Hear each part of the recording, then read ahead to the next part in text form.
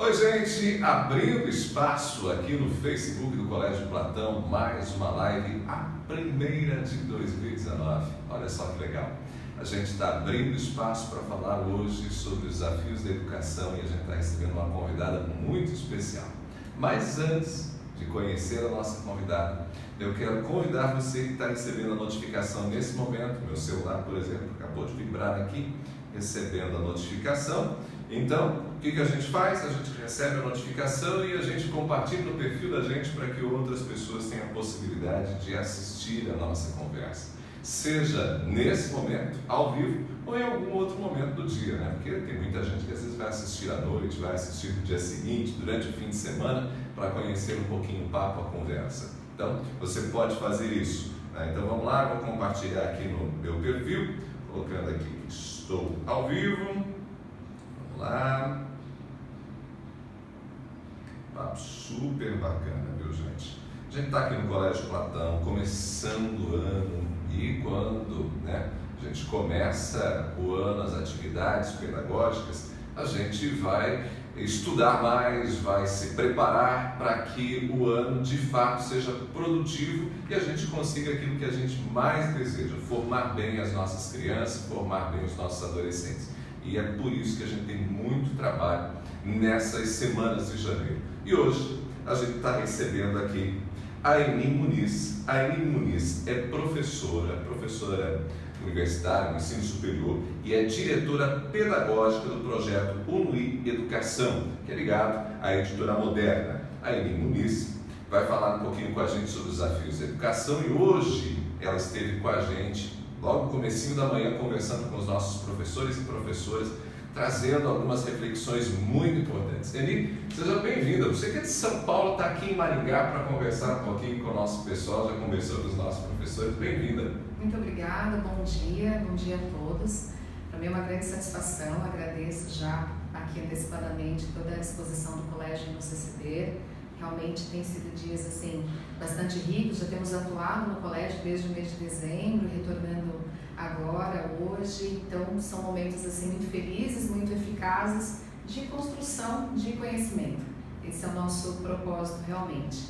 Eu sou professora, então tenho assim um pé muito grande dentro da sala de aula, atualmente sou diretora pedagógica do projeto UNUI Educação, que pertence então a um grupo Santillana que também faz parte da editora Moderna. Então, na verdade, a editora Moderna é o nosso grande berço de tudo que nós produzimos lá dentro. A Moderna tem uma história muito bonita de 50 anos de existência. Sim. Então, ela realmente nós dizemos que é um celeiro cultural dentro da editora e acaba sendo inspiração para todos os projetos que nascem lá dentro. No final do ano passado, a gente teve uma conversa aqui, uma live, que você pode inclusive dar uma olhadinha no feed de notícias do Colégio Platão, aqui no Facebook, e você vai encontrar uma conversa que a gente teve com a Maria Lúcia Tininha, nossa coordenadora do ensino fundamental e também da educação infantil, que nós apresentamos um pouco do material da UNUI, que é um material que está sendo trabalhado, que vai ser trabalhado esse ano com os nossos alunos e alunas no fundamental e também na educação infantil. É um projeto muito bacana, um material extremamente rico, muito bonito mesmo. Exatamente, ele é um material que nasce de muitas pesquisas na área da educação, então todas as tendências mundiais de educação também são selecionadas dentro. Nós temos a oportunidade, por pertencer a um grupo que hoje está dentro de 22 países, então a nossa interseção com a Espanha, com o México, com todos esses 22 países acaba sendo muito grande. Isso nos oportuniza trazer então o que está acontecendo na educação no mundo para dentro de um material didático, mas sempre respeitando também toda uma legislação brasileira, respeitando o cenário brasileiro. Mas é necessário hoje na educação que nós olhemos para fora. Pensamos no aluno como uma pessoa global. Então eu preciso pensar que esse aluno ele é local durante o tempo que ele está aqui dentro da instituição escolar, mas que também ele precisa ter asas para viver o mundo.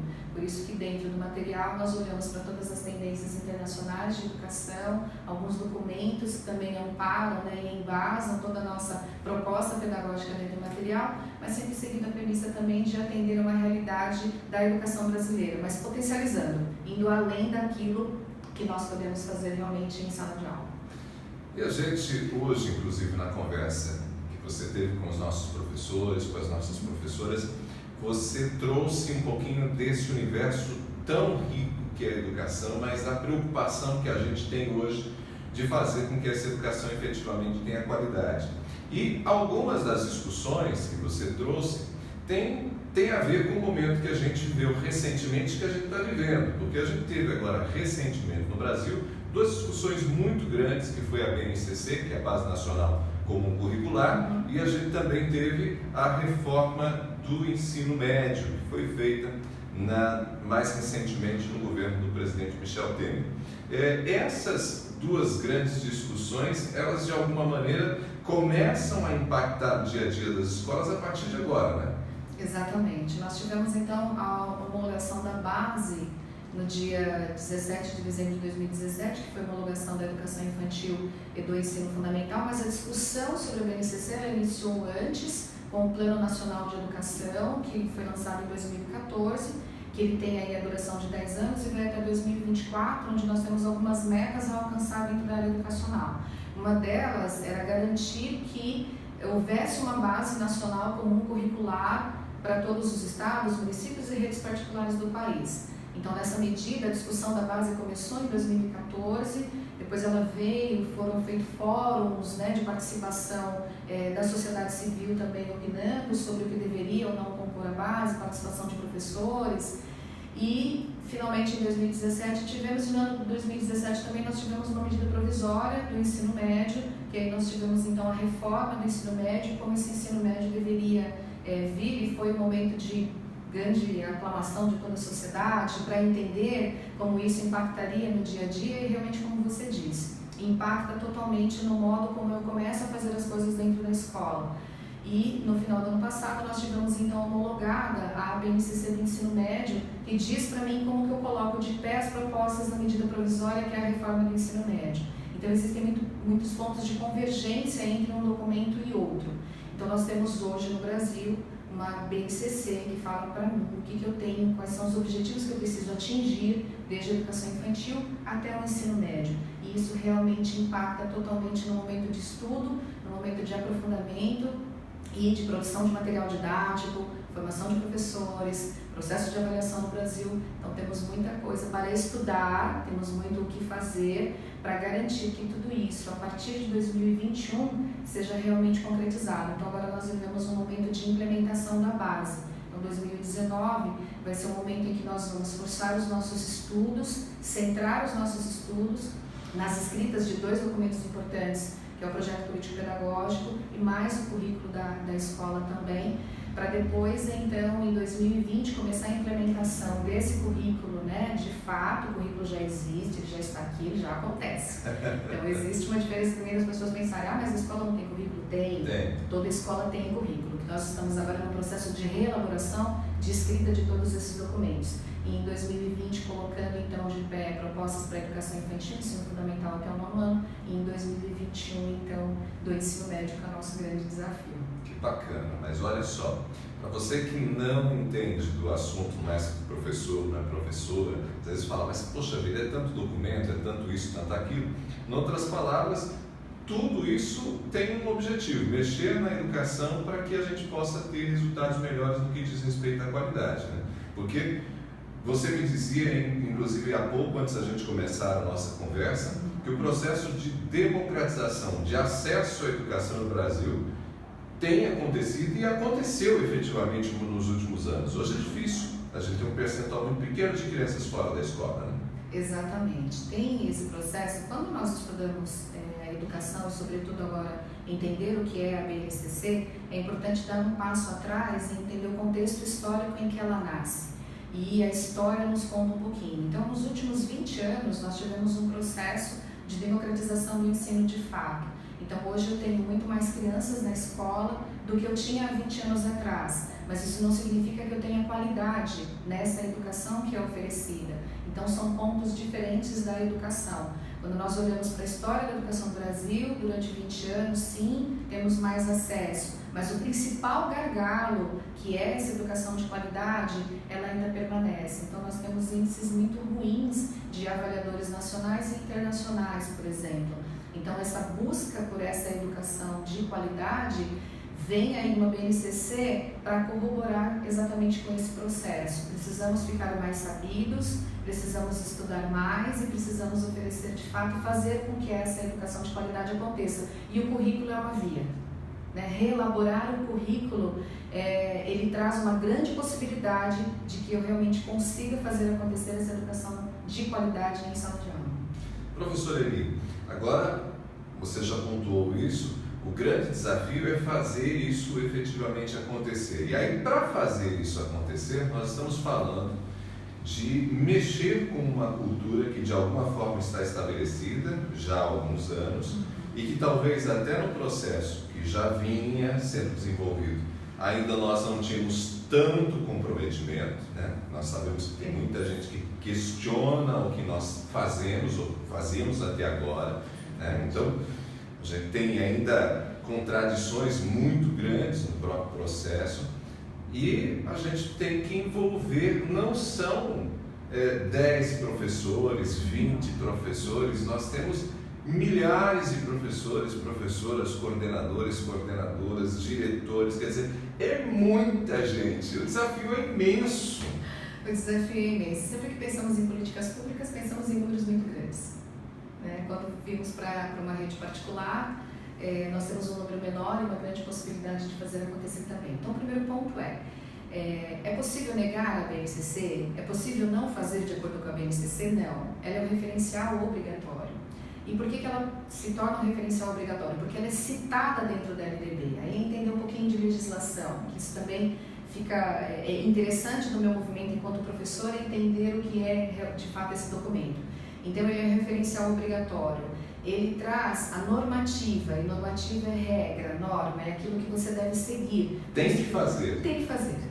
Nós não temos opção, nós temos que fazer. O que nós precisamos muito é nos despir de qualquer preconceito existente em relação a uma legislação, em relação a uma Constituição Federal, ou mesmo PCN, DCN, que são os documentos embasadores da BNCC, e olhar para a BNCC como um documento libertador.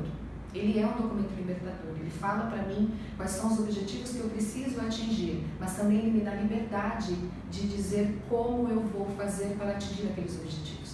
Então, existe uma liberdade também de todas as redes municipais, estaduais e mesmo a rede particular e mesmo a escola particular de poder escolher qual é o caminho, porque a base, ela indica onde eu devo chegar e o currículo é o caminho que eu devo percorrer. Então, a legislação, ela diz para mim aonde eu devo chegar, mas ela também me dá uma liberdade muito grande de dizer qual é o caminho que eu vou seguir para atingir esse objetivo.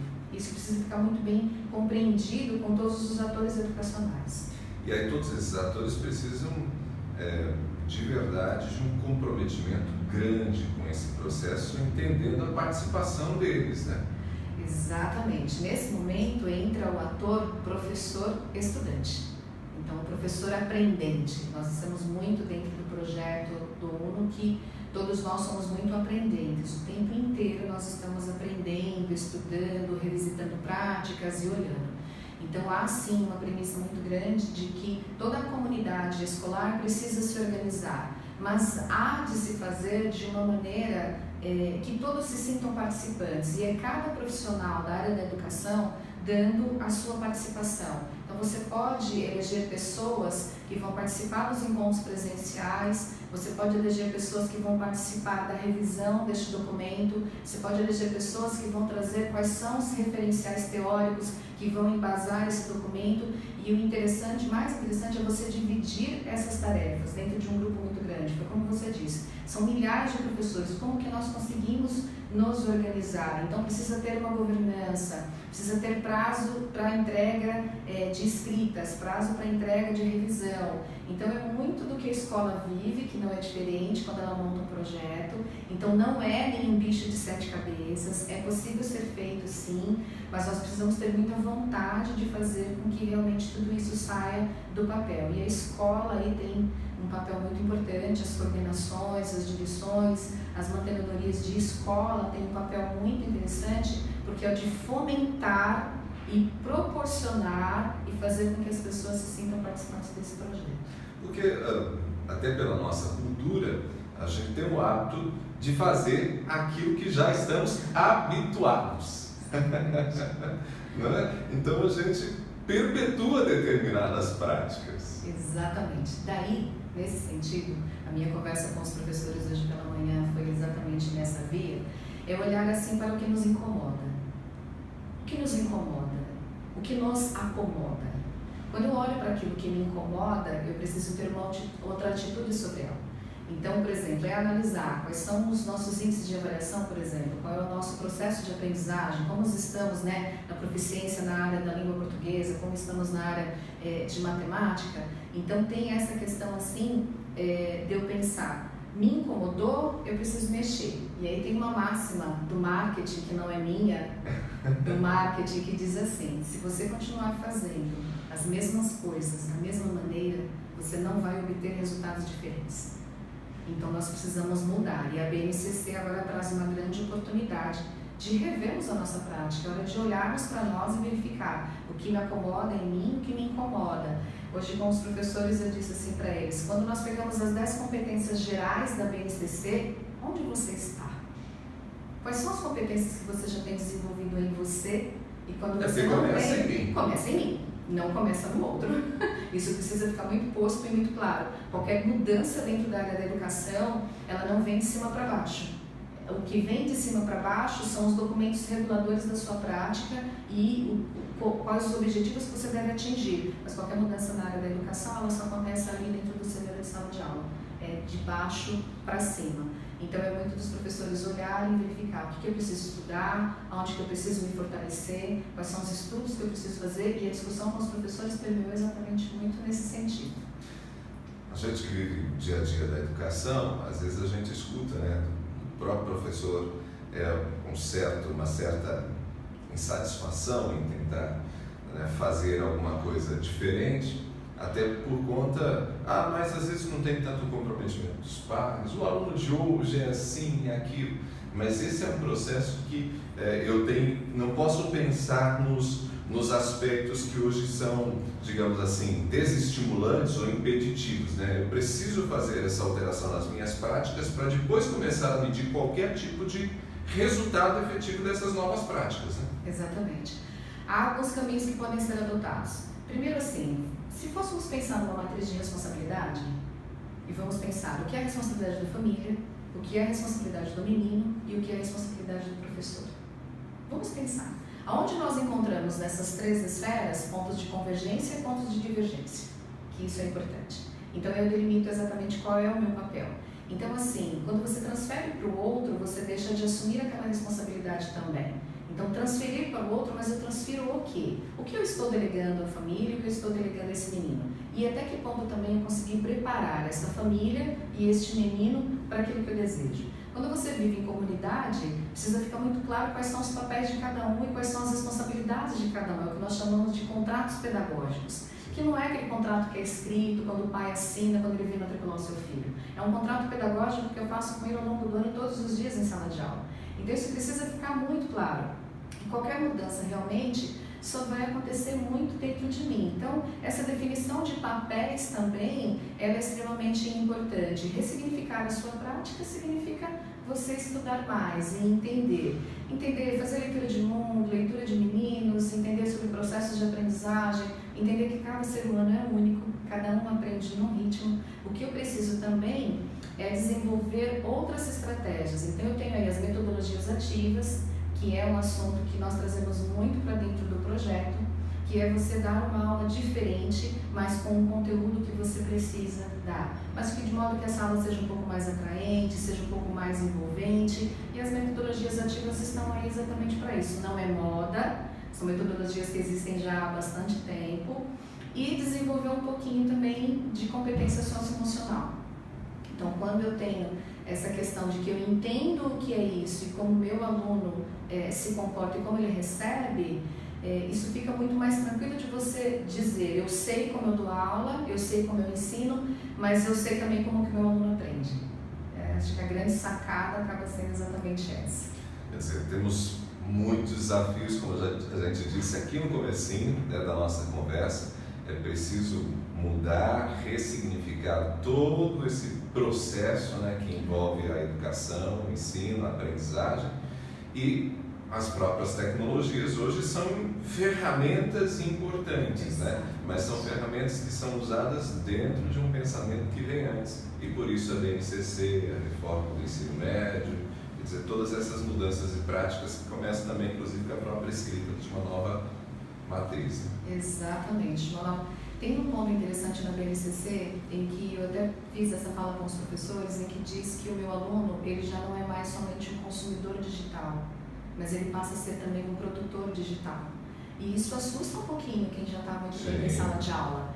Porque eu estou falando de produção digital, eu estou falando de gravação de vídeos, eu estou falando de tomadas, eu estou falando de fotografia usada de uma outra maneira, que também é um texto, eu estou falando de podcast, e aí de repente o professor se depara e diz, como é que eu uso tudo isso, como é que eu sei tudo isso, como que eu proponho que o meu aluno utilize todas essas ferramentas, seja um produtor digital, se eu ainda não cheguei nesse ponto. Ora, se eu já identifiquei que eu preciso desenvolver essa competência em mim, então eu vou lá e por trás. Eu vou estudar, vou me preparar, vou procurar pessoas que sabem, né? Existem pessoas mais sabidas do que eu dentro das escolas, preciso realmente assim, procurar outras pessoas, procurar outros meios, e o professor hoje ele tem vários meios. Então a internet, ela é um palco realmente de muito saber. Eu preciso curar toda a informação, mas o professor, ele sabe tratar a informação, ele sabe curar conteúdo. Então ele pode sim se profissionalizar, estudar mais, sem ter que voltar para uma universidade, sem ter que voltar para cursos especializados, mas ele pode fazer cursos online, ele pode ler, ele pode procurar boas leituras, boas referências. Eni, foi uma satisfação receber você. Eu tenho a maior satisfação, adoro falar de educação, isso é nato mesmo, acho que eu já nasci assim, todo mundo fala de mim, poxa, você gosta do que você faz, gosto muito do que eu faço, sala de aula é o meu palco, educação é a salvação realmente, não é jargão, não é modismo, mas assim, se nós temos uma possibilidade de mudar realmente cenários, é por meio da educação. Então, assim, 2019 vai ser um ano intenso, mas vai ser um ano de bastante estudo, de bastante criação, e nós estamos juntos. O colégio pode contar conosco, o Projeto NUI vai estar muito presente aqui dentro, oferecendo ferramentas e também participando da construção desse currículo junto com vocês. Mais uma vez, obrigado. Eu que agradeço. Obrigada a todos, tenham um bom dia. A gente conversou hoje com a professora Eni Muniz, ela que é diretora pedagógica do Projeto NUI, Educação, e você que nos acompanhou, talvez pegou mais no finalzinho, no meio, tem a possibilidade, assim que o vídeo já estiver disponível, vai estar dentro de alguns minutinhos, você tem a possibilidade de assistir inteiro, de compartilhar, de marcar alguém, de convidar alguém para assistir, para entender essa reflexão.